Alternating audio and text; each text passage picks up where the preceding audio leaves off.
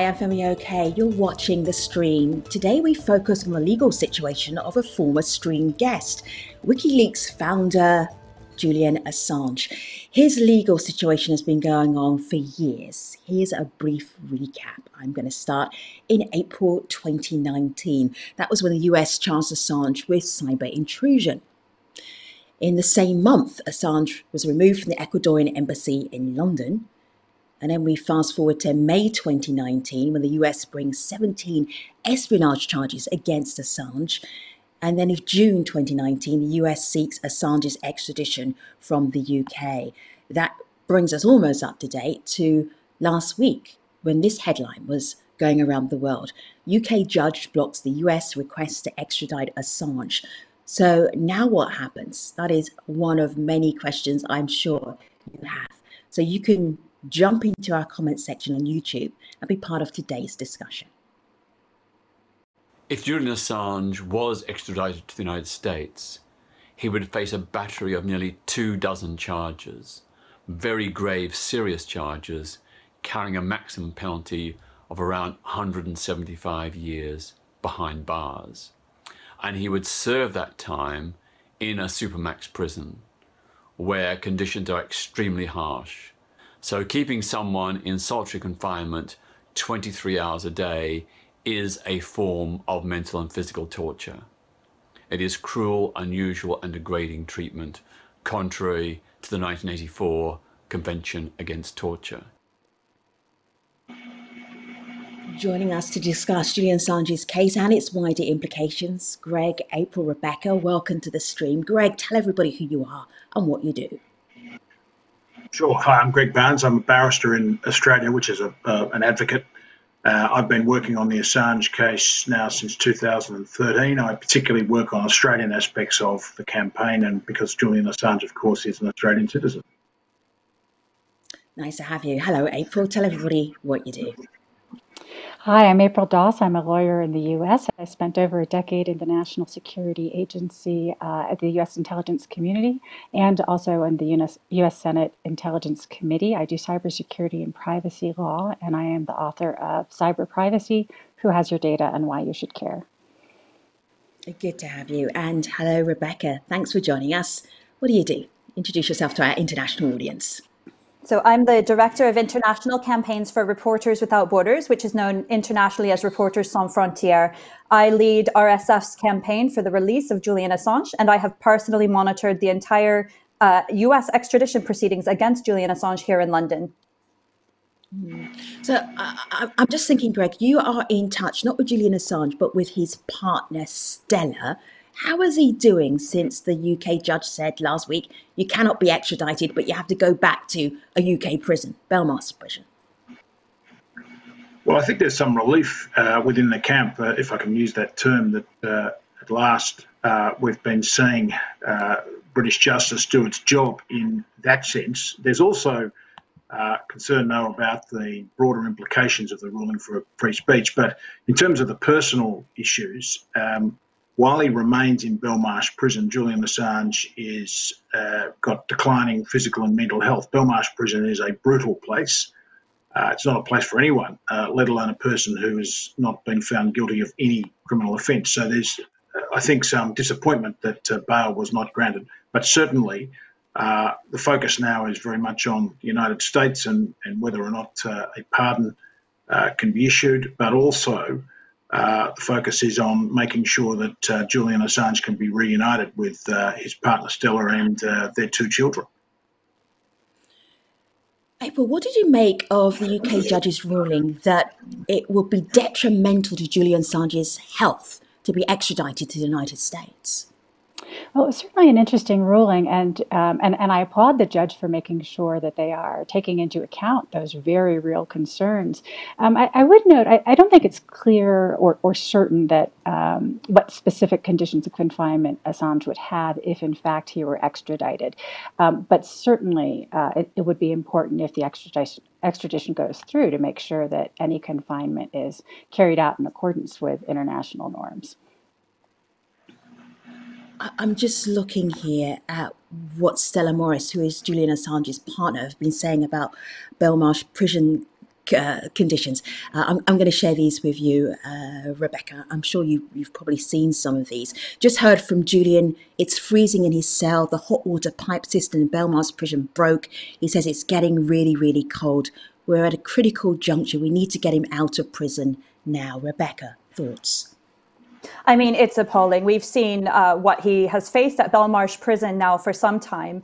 And the judge's decision not to release him on bail is at odds with her extradition decision. On Monday, we heard her detail these very mental health issues that will be exacerbated with a prolonged period of detention.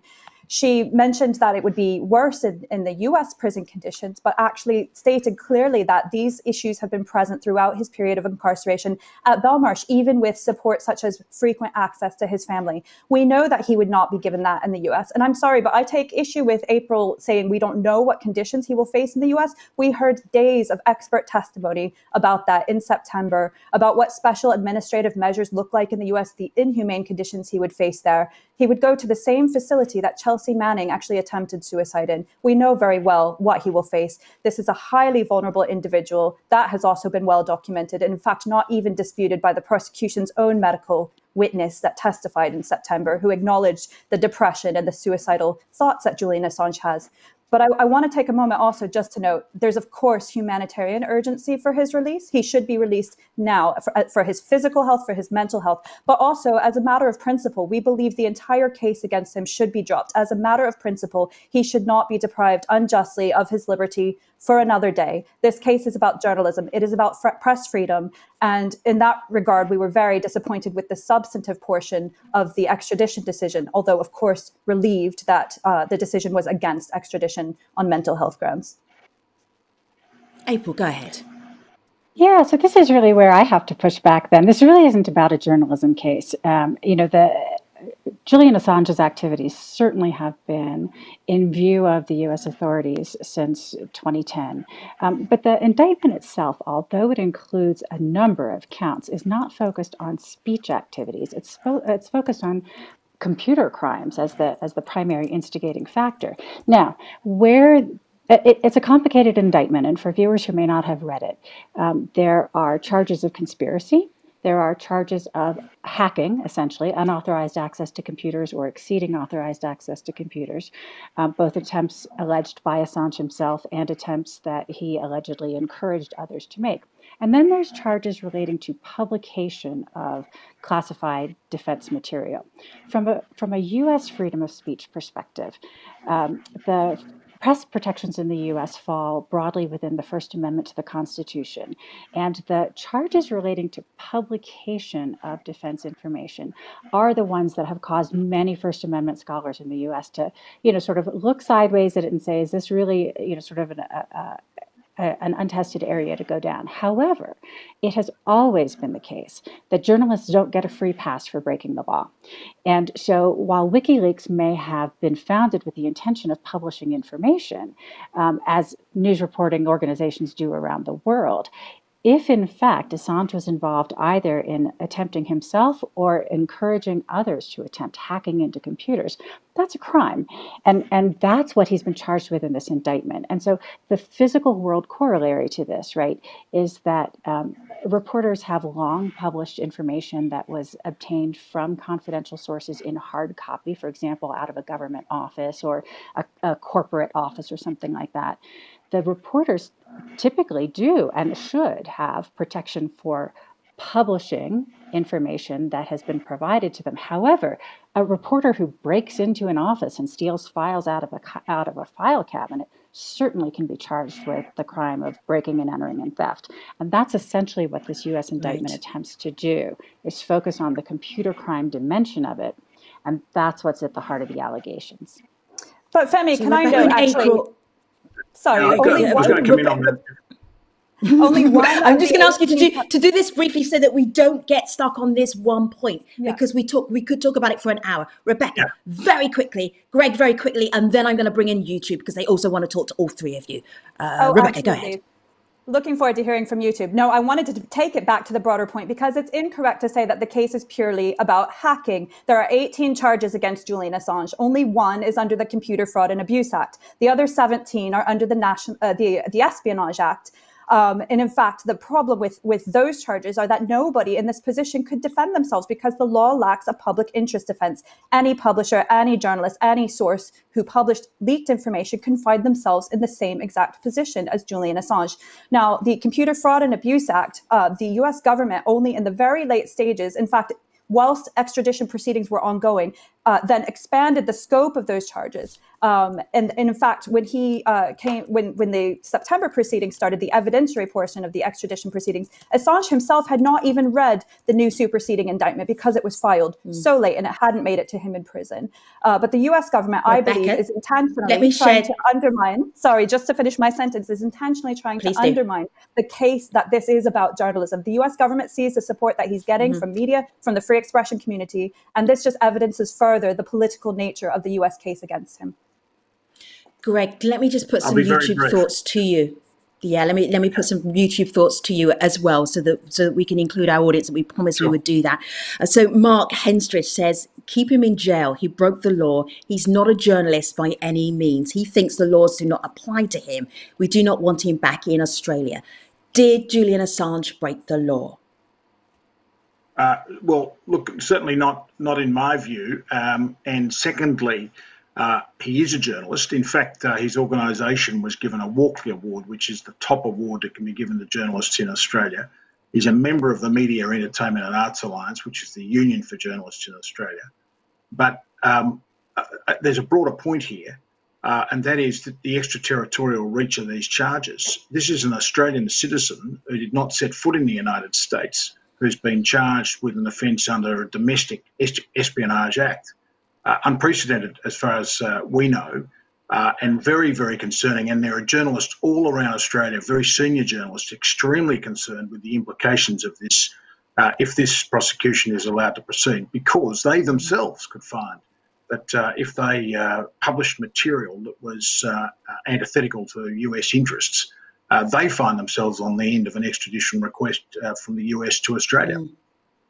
Right, so this is the broader implications here. Let me just share some thoughts with you from YouTube, and then I'm going to go to Dr. Courtney Radish, because I want to share the conversation that's happening on multiple different platforms with all of you guests. Paul Mendes, as a journalist, I recognise the role he had, that's Assange, in revealing a lot of wrongdoings, and he helped a lot of journalists in big cases, but I wouldn't call him a journalist. And Medici says, I think everyone knows that this is the moment that will define free speech. Assange is a journalist. That debate has been going on for years, but there's a broader debate. And Courtney is going to bring that into the conversation. Hold tight, Greg. I'll come straight to you. Here's Courtney Radish.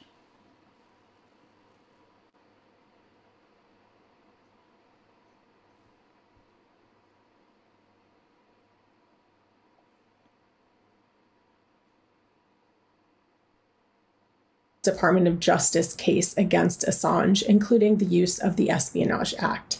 The fact is that journalists regularly communicate with government sources, obtain classified information, and ask questions that might prompt those sources to go digging further. These are all fundamental parts of journalism, and especially investigative journalism. Greg, go ahead. Well, look, I mean, the point that I would make is, and this is a point that's been made by Australia's former Foreign Minister Bob Carr recently, the question of whether or not he's a journalist, in a sense, is a side issue. The real issue is this: what did Julian Assange reveal that is now the subject of charges? He revealed war crimes committed by United States military personnel in Iraq. And he also revealed the activities, the unlawful activities of US and its allies in Afghanistan. That's what was released. If Julian Assange had released material which was pro the United States, or if he'd released the document that's just been released in the last 24 hours about the China containment strategy, for example, that had been declassified, there'd be no problem. And so that's what's got to be kept in mind in this case. And a lot of people see this case through that framework, and they're right to do so. A lot of people see the case through that framework, but you know, to be fair, that lens really presents a very one-sided view of what WikiLeaks has published. For example, Greg, to your point, in the mix of what WikiLeaks pushed out relating to Afghanistan, Iraq, Syria, were the names of individuals in those countries who were cooperating with coalition forces, putting them at extraordinary risk to their lives. So if we want to talk about journalistic ethics, there's certainly a great deal that has been appropriately criticized in how WikiLeaks has functioned and how Julian Assange has functioned. But I think that the question of journalistic ethics is a bit distinct from the question about allegations of violating the law. And again, for folks who haven't read the 49-page indictment, it is full of details about Assange not simply talking to sources saying, hey, see what you can get me, I'd be interested in X or Y or Z, but send me this code, let me help you try to hack this password to gain access to an account that you don't have authorized access to. I need your help in hacking the accounts of people who are now no longer my allies, people who used to be part of WikiLeaks and are now on my bad list, right? Now, again, these are all just allegations in the complaint. I certainly don't have any view of what would be proved in court, but these allegations are all about hacking, not journalism, even though some of the, again, as I mentioned earlier, some of the charges are the problematic ones, the challenging ones around publication. The heart of all the facts in this indictment and many of the charges against him relate to computer crime allegations, not to anything having to do with anything that would be considered traditional journalistic practices. But April, you have stated that these are only allegations, but the US government has had the opportunity to prove its case. It presented evidence to the court here in the UK. It did not present any substantial evidence indicating that he did in fact solicit hacking. It seemed in fact that they lacked evidence to do so. And I'm sorry, and also the grand jury disagreed. The grand jury returned the indictment, and so the grand jury process is what came forward with this. So, that's clearly there's evidence. You say also that it's about hacking and not about journalistic ethics, but then you get into the source issue. That's, again, only an allegation. The US government has had 10 years to show any evidence of a single person harmed by the publication of this information and has not done so. The case that they made to this court in the UK was extremely weak. And in fact, the defense has given very compelling evidence showing that Julian Assange took every reasonable measure possible to protect sources when he learned of the forthcoming publication of these documents, which was out of WikiLeaks' control. Further, the US government has never gone after anybody else who published these unredacted documents, which still live on the internet and many other places. This is evidence, again, of the political nature of the case, that they are making an example of Julian Assange specifically to create a chilling effect internationally on national security reporting. And it has worked. We will never know already over the past 10 years what stories have not come out because of this chilling effect. Our concern now is not only securing the release of Julian Assange, putting a stop to this politically motivated case against him, but securing better protections for journalists, publishers, and sources so that this can't happen to anybody else, because this information was in the public interest. The public had a right to know about war crimes and other illegal acts by the US government. That is what is at stake, all of our right to know, not just the rights of one man sitting unjustly in a prison cell today. Rebecca and guests, if I may, we spoke earlier to Greg, if you just give me a little sliver of time here. We spoke earlier to Mark Davies, who spoke to your point, Rebecca, about a global chilling impact when there's wrongdoing happening around the world. How do journalists even investigate that? How do we know about that? Here's Mark. While we are concerned about the injustice that's being inflicted on Julian Assange, there's something far greater at stake, and that is the chilling effect that this prosecution has already had on national security journalism throughout the world.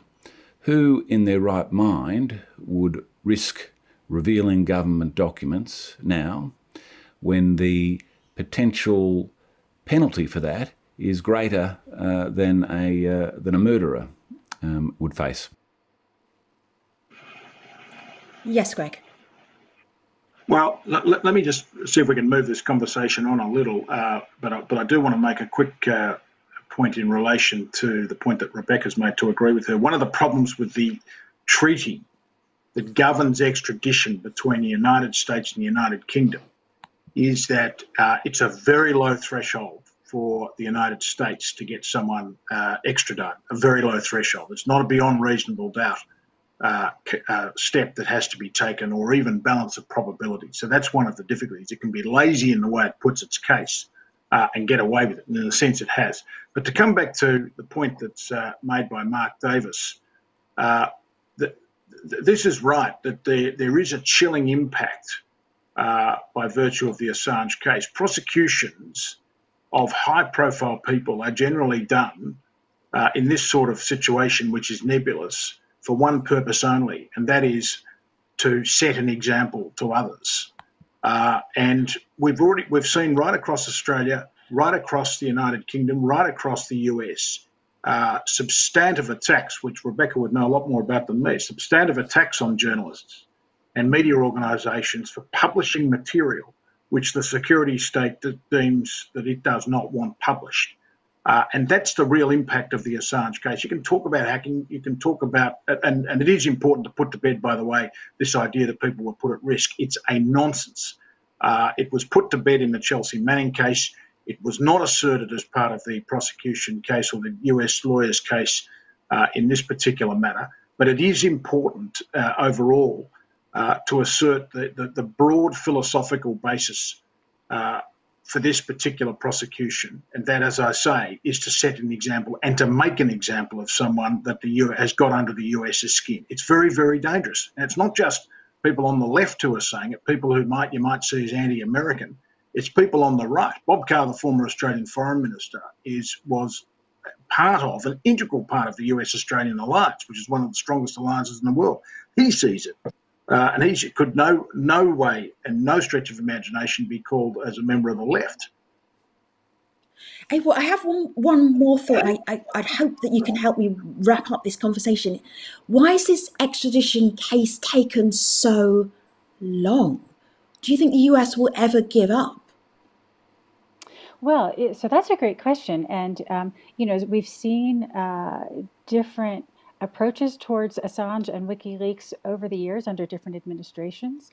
Certainly under the Obama administration, there was a real hesitancy to move forward with any kind of prosecution. And we didn't see these charges filed until the current administration took shape. Of course, now we see very high-profile calls for current President Trump to pardon Assange before he leaves office next week and President-elect Biden steps in.